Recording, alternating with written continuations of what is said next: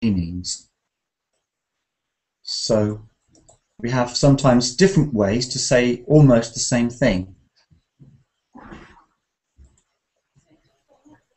Let's have a look at some examples here. Hello. Hello. Hi, welcome back. So I'm looking at synonyms now. Some examples here. Hello. Hello, Leon. Hello. Hello there. Hi, welcome back. So I'm looking at synonyms. I'm echoing. Hello, Leon. Hello there. Hi, welcome back. Yodelodely. Okay, that's better. So now, the first thing about this word is how to spell it. Synonym. Can somebody write it? Cinnamon. Cinnamon. No, the one you said I think is a kind of spice, isn't it? For here, synonym. So, but this is not that one. It's synonym. Okay, synonym. Yes, synonym.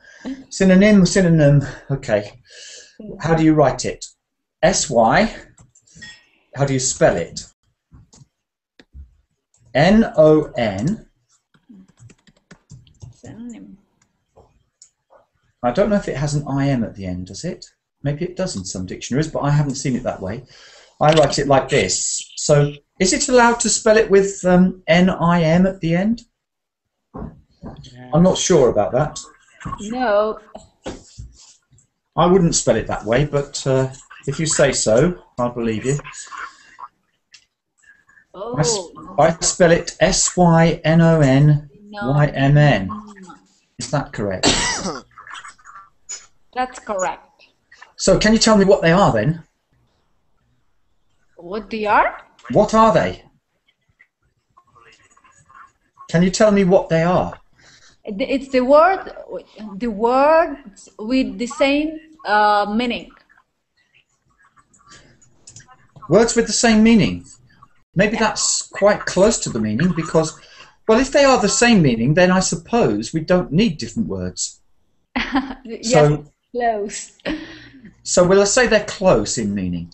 Okay. Because sometimes they can be interchangeable. We can change one and use another. Yeah. And what's the name of a book that writers can use to help them to find a more exciting word for their sentence? Vocabulary. And there is a dictionary, yes, but there's another book which helps more with synonyms and helps us to look up something like treasure, you know, of words. Thesaurus. Yes, thesaurus. Yes. Good topic. It's a kind of dinosaur of a book, isn't it? Do you think thesaurus or a kind of dinosaurs? Yeah. Thesauruses are quite interesting. I don't usually use one of them, but they can give you some synonyms. And synonyms are not always exactly the same meaning. Now, one of these words I've posted here is definitely not synonymous with the other words. Now, I used a word there, synonymous. What part of speech is that word, synonymous? An adjective. Okay, yes, so we've got an adjective and we've got a noun, synonyms, synonymous. Verbs. Yeah. So I don't think there is a verb for this word, but we would say make a synonym. Sometimes we don't have a verb and we have to use another verb, like a doing word like do or make or take. So synonym. Now, to celebrate, to commiserate, to commemorate, to honor. Now, can anybody see a problem if I say all of those are synonyms?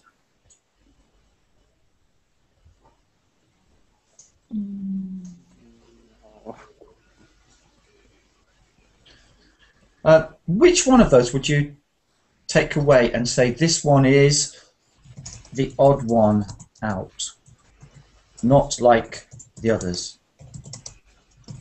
Commemorate, to honor, commiserate. Who thinks they can tell us what they mean?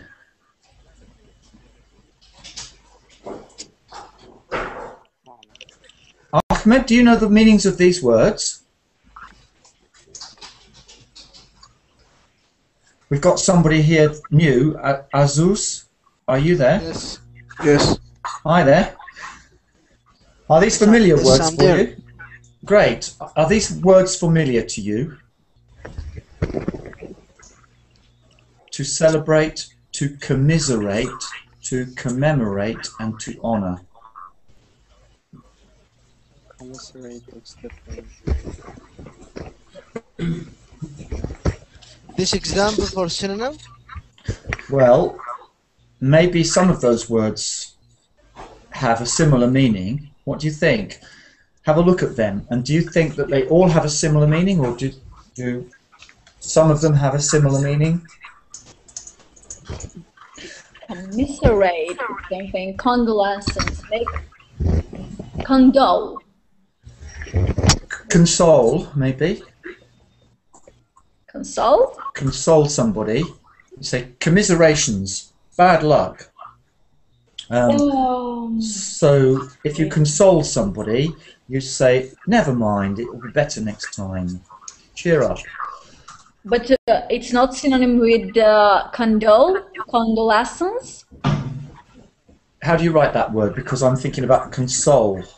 Oh, no, I'm thinking about condole. Condolences are usually expressed in noun form, but do you really use a verb for it?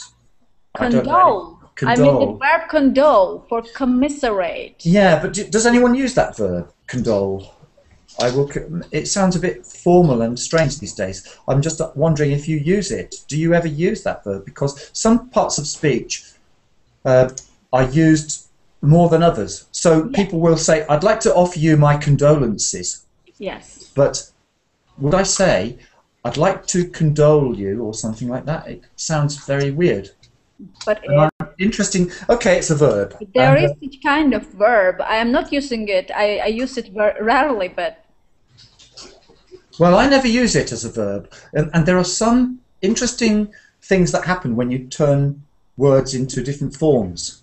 Yeah. So sometimes we have a fashion or a way of saying something. And usually we make a sentence with condolences. I'll offer my condolences to I the understand, deceased. Leon. And you know, we don't say condole. I just can't remember ever hearing it. Except the only time I hear it is in a dictionary or something like that. So anyway, I agree with what you were saying about the odd one out. Can you tell us again which one is the odd one out? So we've got 4 here, and one of them doesn't seem to be quite like the others. Yes, it's commiserate, definitely. Right, so now we're left with celebrate, commemorate, and honour. Oh, no, yeah. Maybe honor. Maybe honour too is a bit different. Well, what we're going to try and do now is take those 3 that are left. So I'm going to take out to commiserate. Commiserate. That goes. And I'm going to just cut and paste without that. So I'm going to leave just these 3 now. To celebrate, to commemorate, and to honour. Now, I've spelt it the US, not the US way, I've spelt it my way, which is honour with a U. But in America, if you're there, don't spell it that way. Spell it without the U. Because there are 1 or 2 words which are not spelt the same in America. So colour is the same, and favour and honour. So we keep the original spelling, but the spelling has been changed in America. So it's... Okay, so those 3 then, we're now going to try and separate them in a way. So I would like somebody to try to make me a sentence and text it in the Verbling chat where only one of those fits into the sentence. So you can choose any one, celebrate, commemorate, or honour, and write a sentence so that only one of them really, really works in that sentence.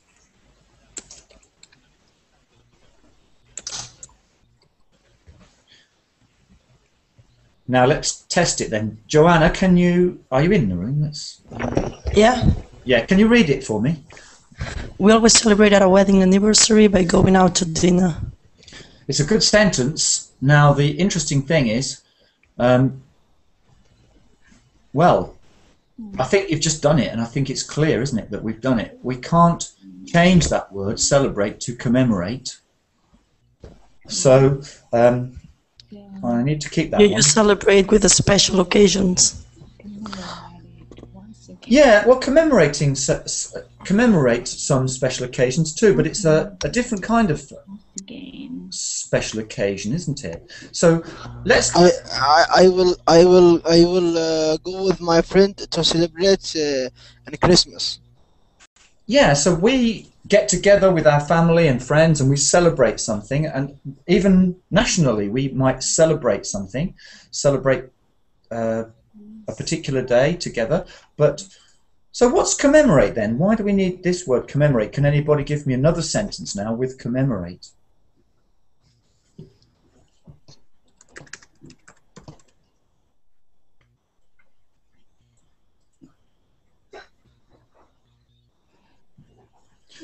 That looks like it's looking at the right meaning, Sophia.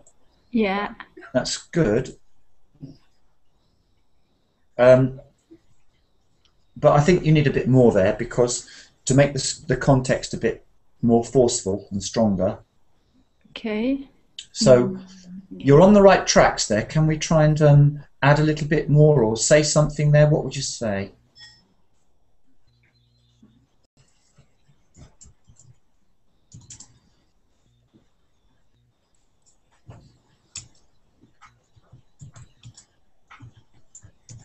Okay, so commemorate, well, particularly if something happens that's not very positive. For example, a lot of people had a very bad time in the past or something, were killed, then we wouldn't celebrate that fact, would we? But we might want to remember them. No, we will not. So can you make a sentence along those lines, please? Commemorate it, okay, we commemorate it. We use it with the good things in the past. Celebrate good things, don't we? We celebrate things and we have a great party, don't we? But we don't commemorate bad things from the past. Well, sorry, we don't celebrate some bad things. For example, people killed in the war, we commemorate them, but we won't celebrate that. So when we're remembering the past, we will commemorate it if it's something bad that happened, like a war and people were killed. And honor. Commemorate was used with the bad things in the past. Commemorates the death of, I would say. Commemorates the death of my father, maybe. Maybe. Yeah, so we don't want to celebrate that, because celebrate is something happy. What about this sentence, Leon?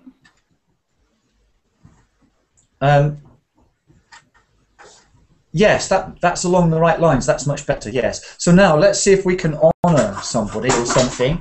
Can we honor something? Okay.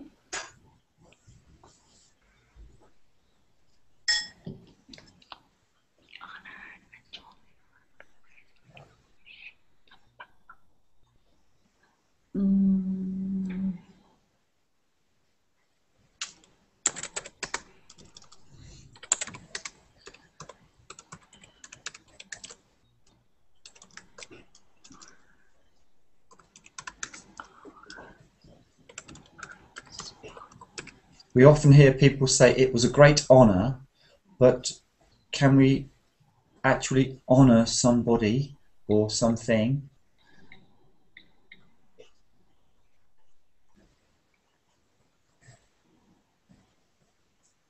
Just one sentence with honor. Anybody? Let's share one sentence with honor. That's an ambiguous sentence. Let's share one sentence with honour. Okay. With the word honour in it. Our principal. We honoured special. Is that a ward or a word? A ward with an A, maybe. A word. A word. We honoured special. And is there an article there somewhere? We honoured. A word. I just spelled it wrongly. Okay, well, okay, that's fine then. So, but I like Hazel's because it's just got 4 words. We honour his memory. That's quite good, isn't it? Yesterday, Japanese government. Does it need an article? The Japanese government honoured the tradition of samurai. Okay, good. Now let's move on then, because we've done that one, and now I want to go to another set. And again, it's the same task. We have to look at 4 words, but I need to tell you a little bit of background about one of these, because one of these words, to douse, has some confusion around the world. You know, because if I go to America, they use it in a slightly different form. They kind of exaggerate the amount of water. But you know, in England, we can douse something with a little bit of water, even just a sprinkling of water. But I think in America they don't say that way. But douse is about putting water on something, maybe putting out a fire with water. But it depends where you are, actually. So we've got inflame, douse, extinguish, put out, and smother. Extinguish. Smother, that's interesting, is that right?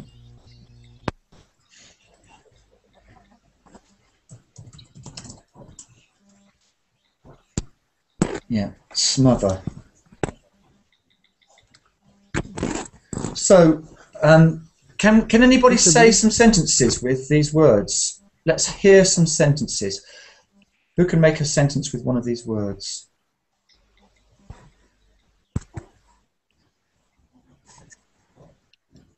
With the smother? Smother? Can you make a sentence with smother? For example, a child could be smothered with love. But smother, there are cover every part of something. We don't smoke in here, so extinguish your cigar. Yes, extinguish would be quite a rich word to use there. People would say, put it out, please. Okay, but you might choose to use extinguish there just to make a different sound and attract attention. Would you extinguish that cigar? Yes, I don't know. But yeah, okay. So, which is the odd word out of the 4 this time? We've got to find, remember the phrase, the odd one out. Which is the odd one out? Javier, why is to inflame the odd one out? Can you explain yourself there? Yes, I think that the odd one out is to inflame because it means to set fire, to set something in fire. Literally speaking, it means that, but it's not usually used in that literal sense. It's often used in a kind of metaphorical, argumentative kind of sense. And so what would that be there? But I agree with you. You're right, I'm sure.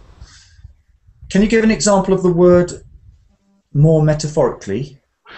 Oh, yeah, maybe David Cameron inflamed the Parliament with his words. Maybe. Yeah, inflamed the Parliament. I'd say inflamed Parliament. We don't usually say the Parliament, but maybe the situation is quite common with inflamed the situation. Don't inflame the situation. Yeah. Okay, so that's right. That's the odd one out. So now we need to look at the 4 words, but take away that one. So we're going to get rid of inflame and stay with the rest. To douse, to extinguish, to smother. And see if we can make some sentences to separate those. So, any offers? The firefighter come. That's not quite right, is it, the grammar there? To smother the fire. We need to change that word come there, don't we? Maybe put it into the past tense, or if it's the present tense, it wants to be he came, or if it's in the past, but if it's in the present, then it's the firefighter comes every day. But then it doesn't really make sense because it seems like one action. So if we say the firefighter comes, it can make sense for one action because I'm telling you now, what's happening? The firefighter comes, but is coming would be now. So the firefighter's coming. So it doesn't really make a lot of sense there, but smother the fire is a particular kind of fire. I once went to a fireman's class to learn about some of this, and there's a certain kind of fire which you are recommended to put out by smothering. Which kind of fire would you have to put out that way? There's a kind of fire which might occur in the kitchen. Can anybody give an example of? Yes, Javier, I think I agree with you. With clothes or with a cloth? Maybe with a cloth. Maybe a damp washing up or drying cloth. Yes. With a cloth. If it's not cloth, you are bringing clothes to smother it. Yes, be careful because if you take your own clothes off, by the time you've taken them off, the fat will be spitting out. From your bedroom. Hot fat will be landing all over you, and I don't know. So just be careful what can happen if you make a grammar mistake. Okay, so yes, and clothes is often mispronounced, isn't it? But you don't do that. But some people say clothes, but clothes. So yes, okay. And what other words are left? We've got. Okay, we've done that one. I think. Let's move on because we want to do them all. So the next three. Extinguish, I think it's quite different. Extinguish, yes. Can we make a good sentence where that's really different then to the others? Extinguish. I don't know. Extinguish. It's like really put it out. When you smother something, it dies later. But if you extinguish it, it's far more final. So you could use the word extinguish to extinguish all life from the planet. Okay, can I use it with hope, Leon? Okay, for example, my friend extinguished all my hopes. That sounds a lot better, yes. Okay. That sounds a lot better than the other options. If I'm going to use it metaphorically, I would choose that one. Good. So now we've got another set. Can you read those words? A spirit, a phantom, a ghost, a ghost. Okay, ghost. A premonition. Premonition. Okay. I don't know what it means. Premonition. Hazel. Yeah. Let's just look at Hazel's sentence. Can you tell her what the problem is there with panda bears are? It should be an extinguished species, but is it extinguished? No, it's another word which sounds a bit like it. Hazel, it's extinct. But no, panda bears are being extinguished, maybe. They're not extinct, that's right, sorry. So, being extinguished, maybe.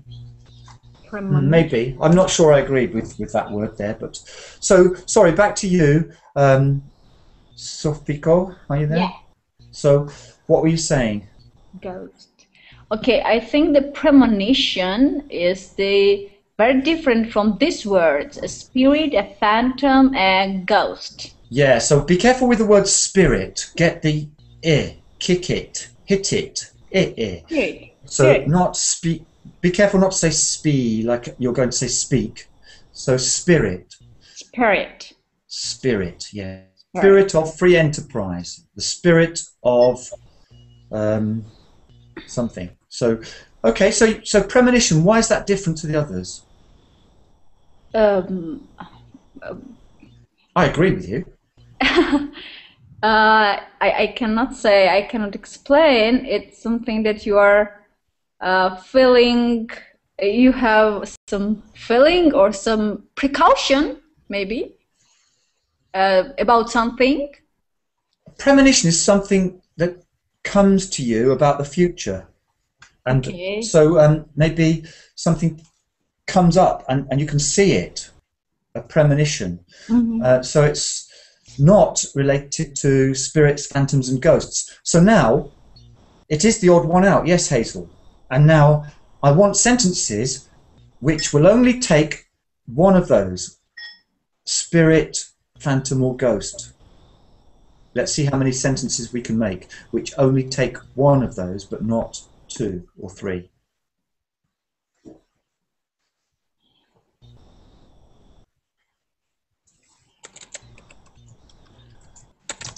I will join in as well.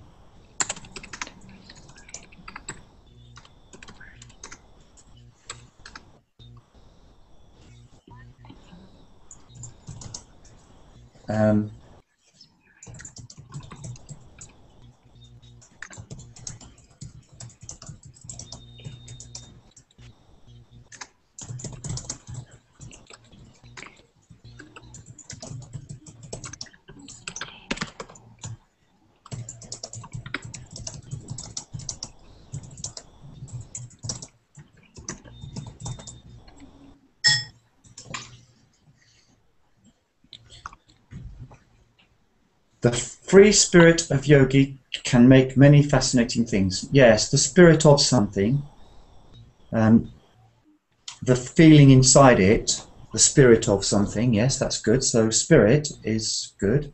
And phantom can be used in a completely different kind of context. Something which you can't actually see.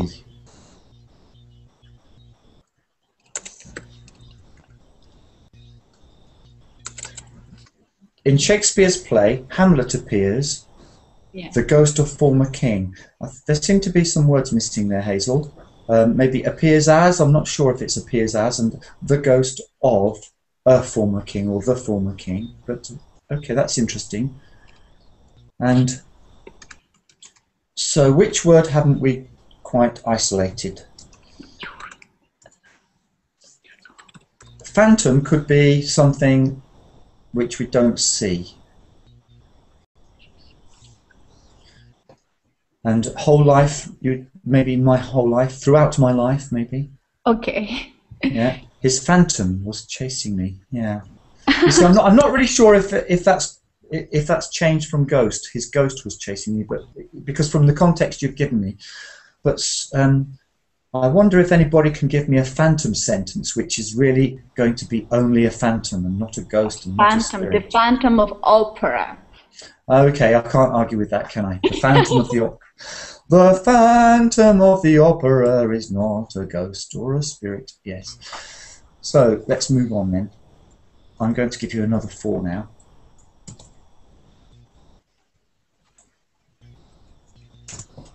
So again, Yusuf, are you there?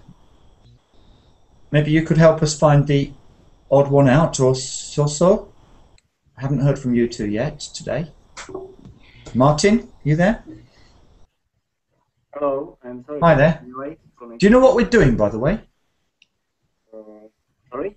Do you know what we're trying to do here? No, sorry. Can you explain me? Can I explain to you? Yes. We've got some words here, 4 words. Can you read them? In the link. In the verb link text. Okay. I must first open the link and then I will. Okay. So to originate, to terminate, to initiate, and to conceive. Which one of those is the odd one out? Terminate. Terminate, yes. I was watching a film made in Ireland the other day about a funny film, and I had a laugh about terminate, because one of these men was trying to be a bit silly, or he was larking about, making jokes, and he said, "Hey, you know that film?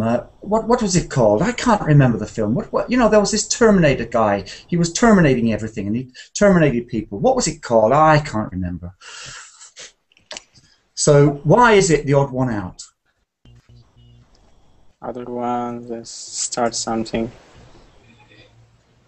So others are starting. So originating is starting something. Initiate something is starting something, and conceive is even further back, really at the beginning of starting something. So now that's right. So we need to get rid of terminate. We don't want any terminators. So that goes. And we're left with those three. So now we're back again with sentences. We need some sentences which focus on one of those words. So let's try to make a sentence which focuses on one of those words and leaves the other two if possible.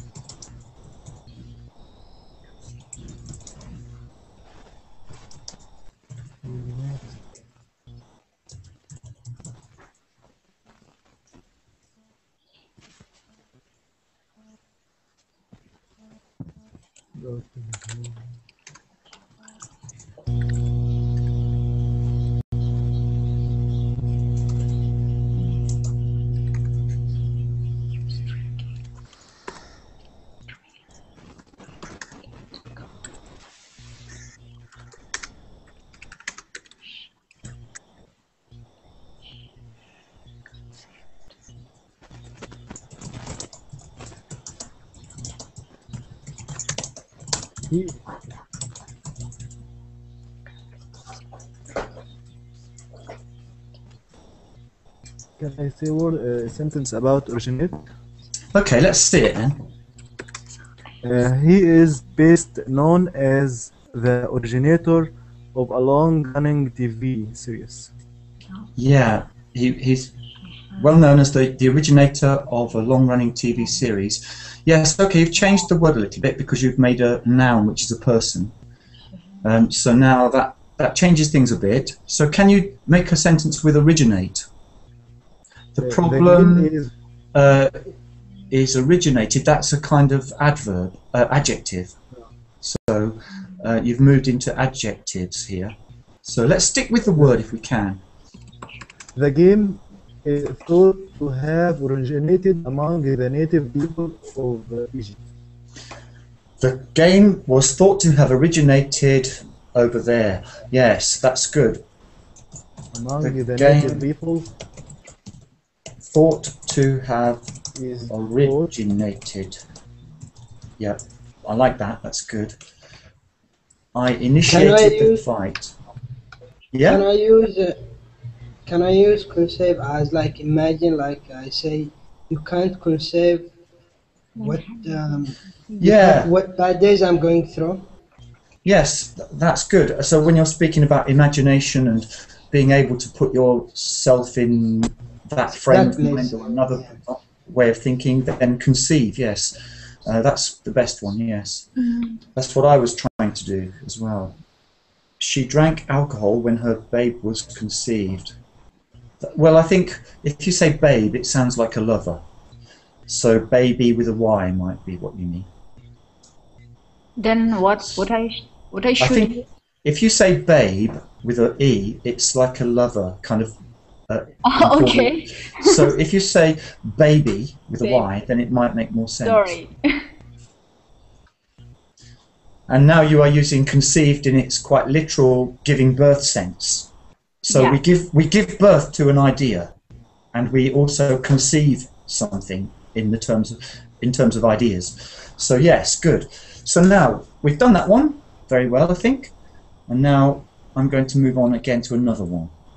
Same story. Find the odd one out first of all. So to soothe, who's going to read them? Can somebody read them for me? Abdurafi, are you there? Hello? Do you have a microphone? Abdurafi. Can't hear you. So, Azul, do you have a microphone?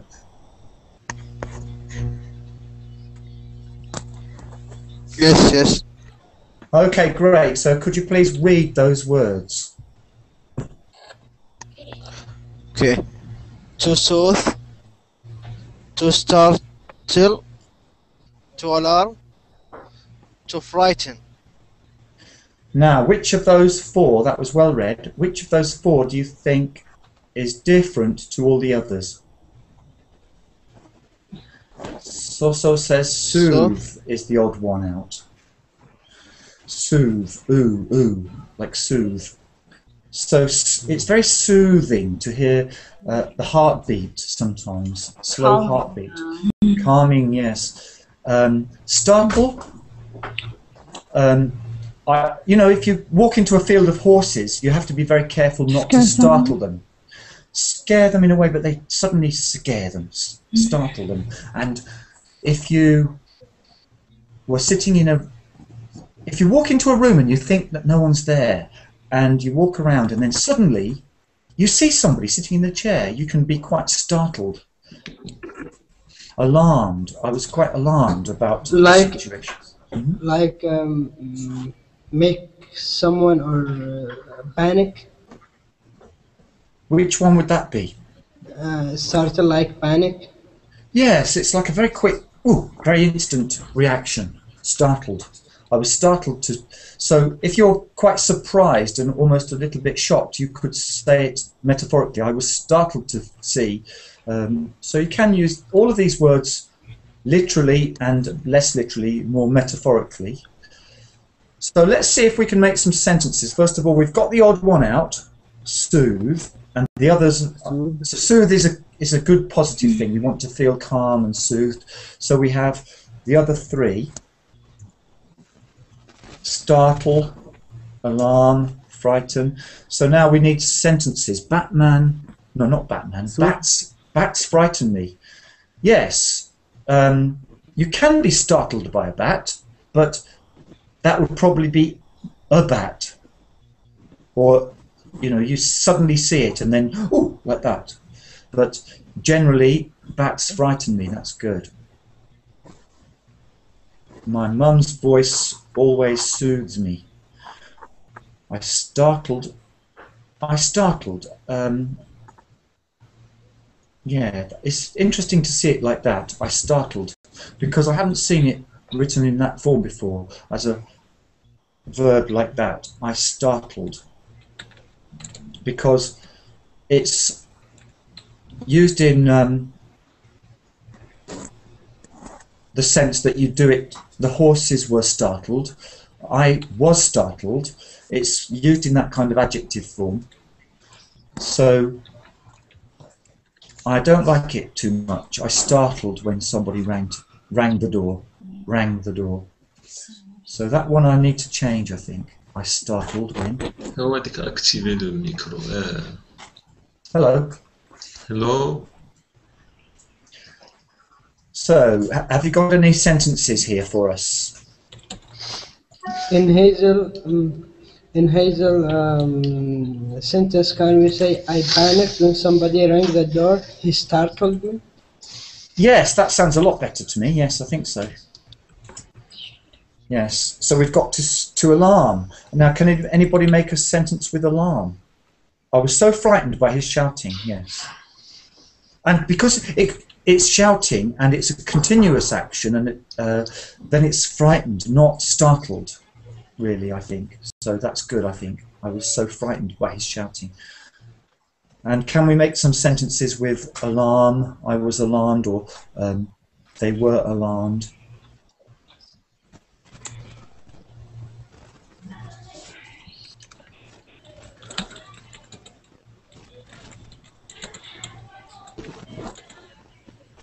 If you hear something shocking on the news, then it might not really frighten you.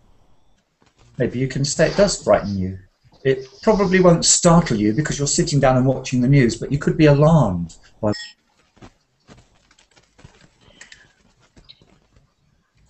You could be alarmed. You could be quite. Azu, you're muting me. Okay, so let's do the next ones then. So we've got some more to get through. The next 4 words. The news about murdering children in the USA has alarmed me. Yes, I think that's good. It doesn't really frighten you so much. It can frighten you or scare you a bit, but alarmed is a good word here. It makes you feel worried. It worries you a lot. It alarmed me. So now we have 4 more words. Can we have a look at those? Which one is the odd one out? Smell.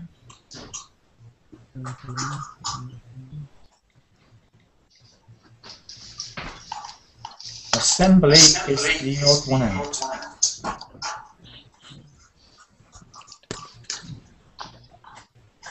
An assembly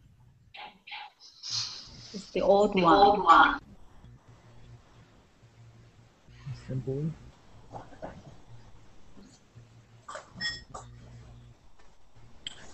Yes, so assembly is the odd one out. So we've got a rebellion, an insurrection, and a mutiny. Mm-hmm. And we need to make some sentences to show the difference between them if we can.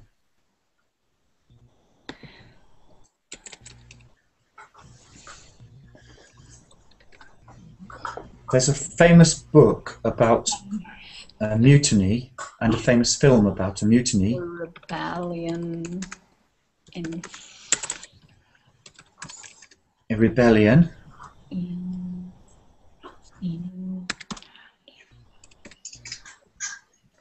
The ear is imagination. I just wrote it. Say that again, please. No, I mean that the year of the sentence, there was famous rebellion in France in 1956. So here is my imagination. I just wrote it. Yes, okay. So he was such a rebellious. That's an adjective. So I'm looking for the noun there. So he was such a rebellious, and then I can't find my noun. When he was a teenager. He was such a rebellious boy. Abderafi, I have a big echo when you unmute your mic, so I think you need to watch your sound somehow. I don't know what the problem is. Let me write it again. Rewrite it. Yes. It's the first time I participated, so there must be some technical problems, I guess. Well, now it's it's clear when you speak, but not when I speak. So I have to mute you for now. Okay, try to come again and figure out why it is. It must be that there's some kind of feedback loop. There must be a way for the sound to get to you and back, and so when you are listening to me, it's coming back through your microphone. He should wear his headphones. Yeah. So your speakers and mic are making a loop. So if you have your headphones on, then it's impossible to have a loop between your speakers and mic. Okay, but I know they can be uncomfortable sometimes. He was such a rebellious boy when he was a teenager. Yes, that's very good. Rebel forces have fled to southern part of China. That's got one word missing, M. Rebel forces have fled to southern part of China. That's got one word missing. Yes.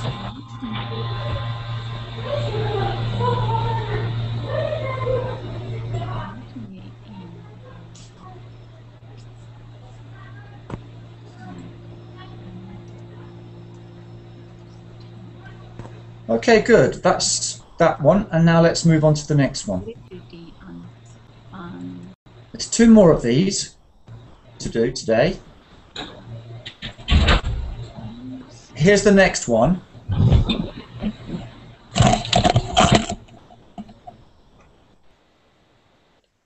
Sophie, go. Can you read these for me? Which one? To ban, to sanction, to outlaw, to prohibit. Prohibit, yes, okay. So to ban, to sanction, to outlaw, and to prohibit. Now, think about the people that do these things. Yes. And is it one person to another? Is it on a national level and different things like this? So is there any difference between them? Is there one which is the odd one out? I think the second one.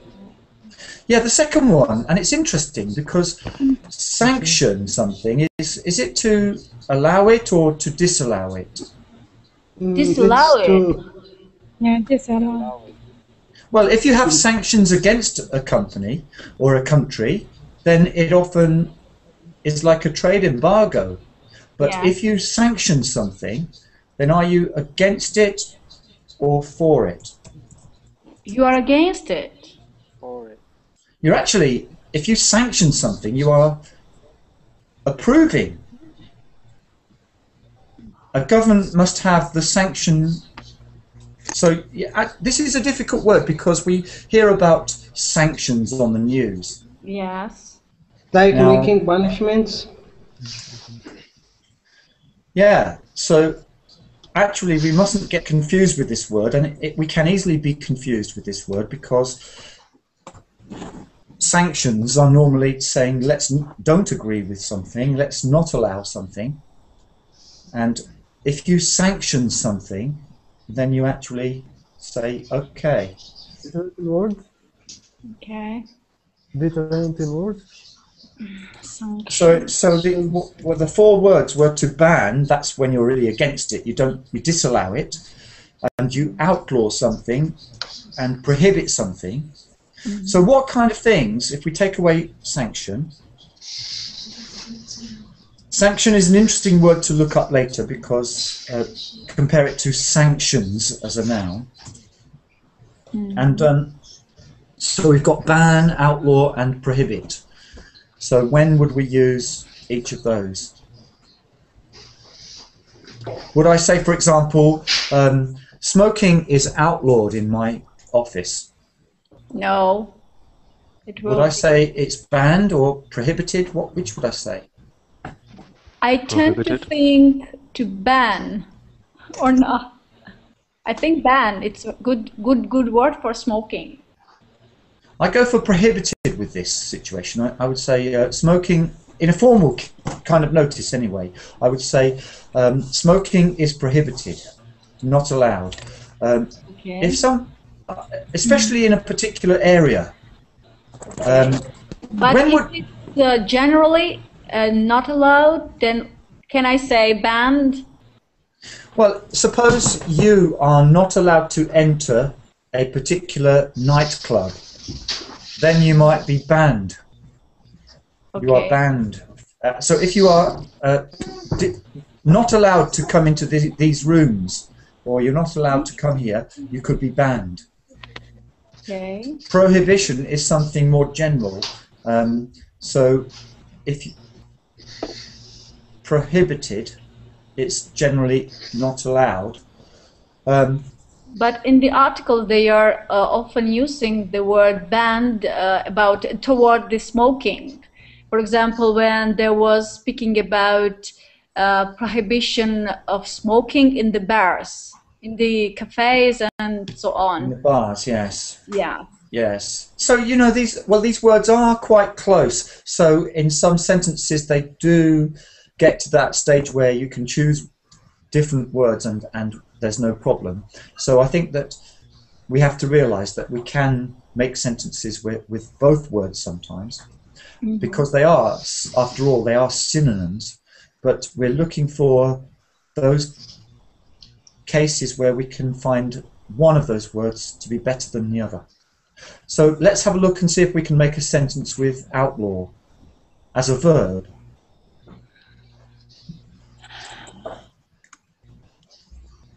I had been prohibited to use the computer at late at night. Yes. So I can't outlaw you. I can ban you from something. If I am the owner of something, I can ban you from some place, but I can't outlaw you. So how can anybody be outlawed from something?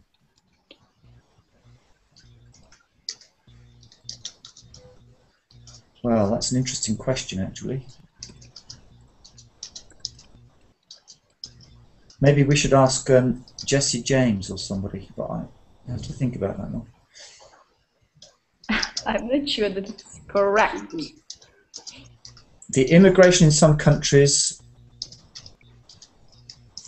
well, you've got a singular noun there and are. Immigration is, maybe, outlawed. Yes, outlawed is something which governments do. And so I think that that's getting to the right way. Marijuana is outlawed in most countries, prohibited, banned, outlawed. I think they could maybe all work in some cases. To outlaw cannabis in Holland, to ban cannabis in Holland, to prohibit. Again, I feel they all come together, don't they, a little bit sometimes. So these words are quite close. Robin Hood was outlawed, yes, that's definitely true. Because there was a law which said that if you lived outside the tax system for a year and a day, then you were declared an outlaw. I think it was like writing off your assets these days. They said, oh, he's definitely gone. He's an outlaw. And then when you're gone as an outlaw, then different laws affected you. So there was a different law there was a status. You could be declared an outlaw. And I think that was carried through into America too, that idea, and even continued longer in America.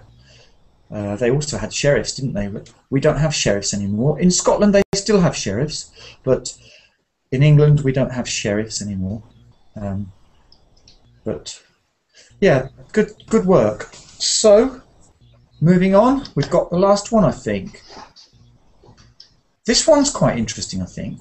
This one might be easier. So the last one was very difficult to separate some of those words. Maybe they were true synonyms. And here we have 4 more. Password, a logo. Password. A password. In Brazil, we are used to celebrating our carnival. Not sure about all the spelling there. In February. Good. So, a symbol, a sign, a password, and a logo. Password, it's not one of them. It's the old one. It is the odd one out, yes. So let me put that back with our password. A symbol, a sign, a logo. Very good. It's very good.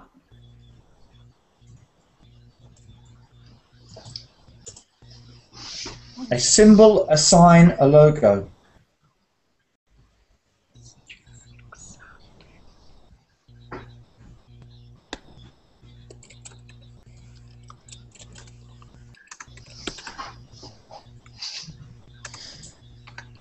This company has a great logo. Can I say this company has a great symbol? Well, not really so much. So this company has a great logo. You see it everywhere. It's a symbol of what, maybe? How can we use the word symbol? It's a homophone with something you hit when you're a drummer, but that begins with C. This symbol, can we make a sentence with it? KLM is a symbol of good airlines due to its logo being well designed. Maybe that sentence looks like it needs a bit of care. KLM is a symbol of something. Yes, we could make a sentence with a symbol of, meaning it shows us this. Talking is a sign of humankind. Well, yes, they sometimes say laughter is what separates us from the animals, apart from the hyena, of course. It's a symbol of the century. It's a symbol of the century. It's a not sure about that one, Sophia. That's interesting. It's a symbol of the century. It's a sign of the times. Do you know this one? It's a sign of the times we live in. It's a sign of the times.